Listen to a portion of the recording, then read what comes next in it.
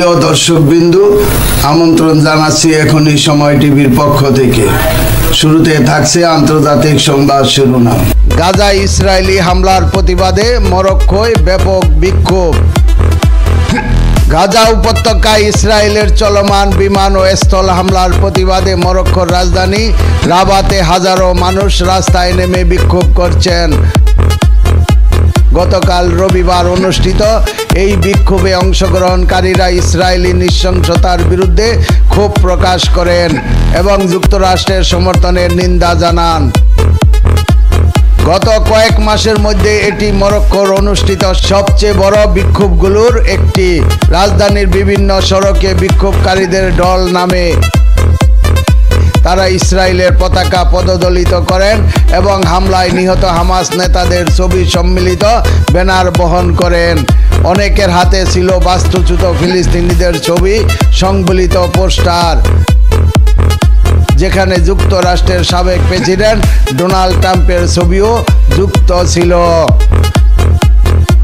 গত মাসে গাজায় যুদ্ধবিরতি ভঙ্গ করে ইসরায়েলে তীব্র হামলা শুরু করলে নতুন করে সহিংসতা ছড়িয়ে পড়ে। এতে 1000-এর বেশি ফিলিস্তিনি নিহত হন এবং লক্ষাধিক মানুষ নতুন করে বাস্তুচ্যুত হন। মরক্কোর বিক্ষোভকারীরা এইসব হামলার তীব্র নিন্দা জানান। উল্লেখ্য, 2023 সালের 7 অক্টোবর গাজা যুদ্ধ শুরু হওয়ার পর থেকে এখন পর্যন্ত 50,700 জনের বেশি ফিলিস্তিনি নিহত হয়েছেন এবং আহত হয়েছেন প্রায় 1,15,000 মানুষ। এই প্রেক্ষাপটে মধ্যপ্রাচ্য, উত্তর আফ্রিকার বিভিন্ন দেশে ইসরায়েল বিরোধী ও ফিলিস্তিনপন্থী বিক্ষোভ চলছে। মরক্কোর বিক্ষোভকারীরা যুক্তরাষ্ট্রের সমালোচনা করে বলেন, গাজায় ইসরায়েলি হামলায় যুক্তরাষ্ট্রের সমর্থন বর্বরতাকে উস্কে দিচ্ছে। তারা ট্রাম্পের সেই প্রস্তাবেরও নিন্দা জানান, যেখানে গাজা পুনর্গঠনের নামে ফিলিস্তিনিদের জোরপূর্বক উপত্যকা থেকে হস্তান্তরের কথা বলা হয়েছে।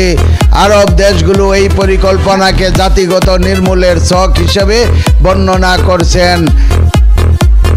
এছাড়া যুক্তরাষ্ট্রের বিভিন্ন বিশ্ববিদ্যালয়ে মরক্কোর বিক্ষোভকারীরা যুক্তরাষ্ট্রের সমালোচনা করে বলেন, গাজায় ইসরায়েলি হামলায় যুক্তরাষ্ট্রের সমর্থন বর্বরতাকে উস্কে দিচ্ছে। তারা ট্রাম্পের সেই প্রস্তাবেরও নিন্দা জানান, যেখানে গাজা পুনর্গঠনের নামে ফিলিস্তিনিদের জোরপূর্বক উপত্যকা থেকে হস্তান্তরের কথা বলা হয়েছে। আরব দেশগুলো এই পরিকল্পনাকে জাতিগত নির্মূলের ছক হিসাবে বর্ণনা করছেন। এছাড়া যুক্তরাষ্ট্রের বিভিন্ন বিশ্ববিদ্যালয় ইসলামপন্থী ছাত্র আন্দোলনের উপর দমন পীড়নেরও নিন্দা জানান বিক্ষোভকারীরা। তারা ফিলিস্তিনের সঙ্গে একাত্মতা প্রকাশ করে অবিলম্বে হামলা বন্ধের আহ্বান জানান।